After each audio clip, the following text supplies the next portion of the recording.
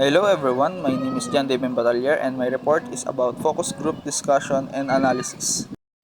My report is about what is a focus group, what is FGD analysis or focus group discussion analysis, what methodology is commonly used by focus groups, and what type of analysis is the best for focus groups. Is a focus group? What is a focus group? Ang focus group ay isang type ng qualitative research, ang pag-obserba sa dinamiko ng grupo at ang mga sagot sa mga focus group questions, and kahit ang kanilang mga body language ay mag-guide sa mga future researcher sa consumer decision, products and services or controversial topic. Ang focus group ay kadalasang ginagamit sa marketing, library science, social science, and user research disciplines. Ito ay nakakapag-provide ng iba't ibang pananaw at natural na feedback kaysa sa individual interviews at mas madaling i-organize kaysa sa experiments or large-scale surveys. Analysis of focus group data. The success of marketing and product development often hinges on how we will analyze focus group data. Focus groups offer a unique window into customer needs, behavior, and motivations, but the real value comes from turning those raw discussions into clear, actionable insights that can drive impact across product strategy, marketing, experience design, and business planning initiatives. What is FGD analysis? Ang FGD analysis ay nagre-refer sa systematic ng pag-eksamina ng mga impormasyon o data na nakolekta mula sa focus group session o discussion. Ito ay nag-involve ng transcribing ng mga pag-usapan sa discussion, identifying key themes, and interpreting data to uncover insights or pananaw na related sa research question. Ang prosesong ito ay kadalasang qualitative at nangangailangan ng malalim na pag-unawa sa dynamics ng group interactions, such as ng paano nagpa-participate ang mga participants at pagbibigay nila ng opinion at ang mga ideya na nagdodomita o nangingibabaw sa pag-uusap.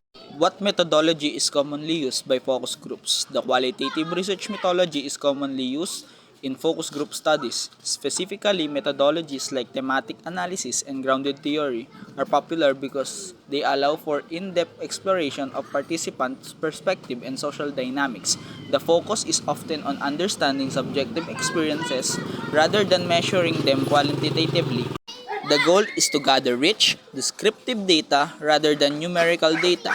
This makes the analysis more nuanced than just crunching members from surveys, and it requires a keen eye to spot patterns and extract meaning. However, some researchers may use mixed methods, combining qualitative focus group data and quantitative surveys to validate their findings. What type of analysis is best for focus groups? The best type of analysis for focus group data depends on how the nature of the research and its objectives. Here are some common analysis types used.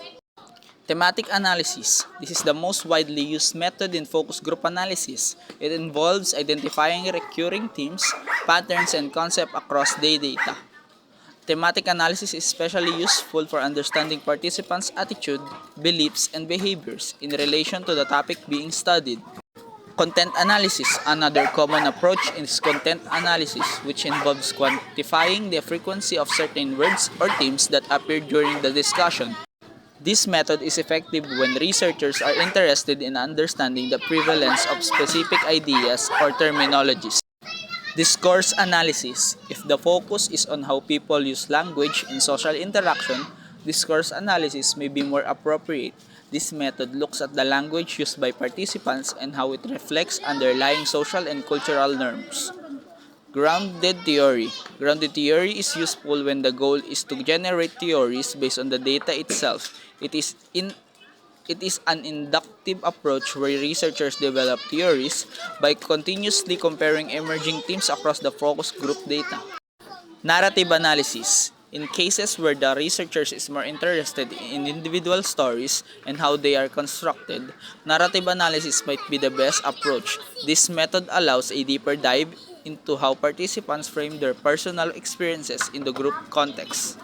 What are the four critical qualities of focus group analysis? First is depth. Focus group analysis should go beyond surface level observations, exploring the underlying reasons and motivations behind participants' option.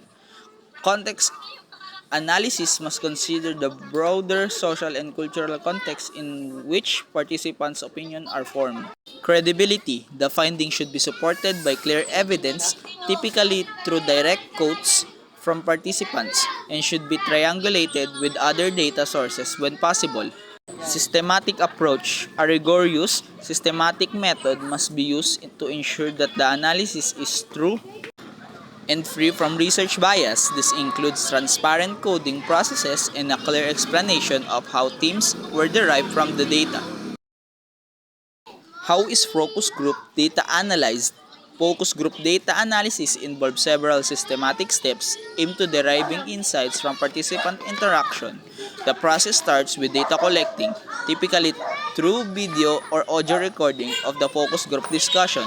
These recordings are then transcribed into written documents for further analysis. The analysis generally involves multiple stages, including transcription, converting the verbal exchange from the focus group into text, ensuring that no information is lost in the process.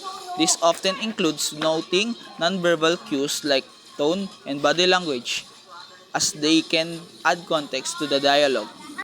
Coding. After transcription, researchers typically categorize the data by identifying recurring themes, keywords, or concepts. Coding can be done either manually or with the help of qualitative analysis software. Thematic analysis. The next step is to conduct thematic analysis, identifying patterns or themes across the group discussions. These themes represent common ideas or perceptions shared by participants, providing insights into their collective opinions. Categorization. The data is further categorized to highlight similarities and differences across various groups or even between individuals. This helps in understanding the range of perspectives. Interpretation. Once themes are identified, the next step is to interpreting the findings in the context of the research objectives. Researchers analyze how participants' opinion attitudes relate to the research questions. Visualization and reporting. The final step in focus group analysis is presenting the result, typically through detailed reports, visual charts, or graph to make the data accessible and interpretable. Thank you for listening.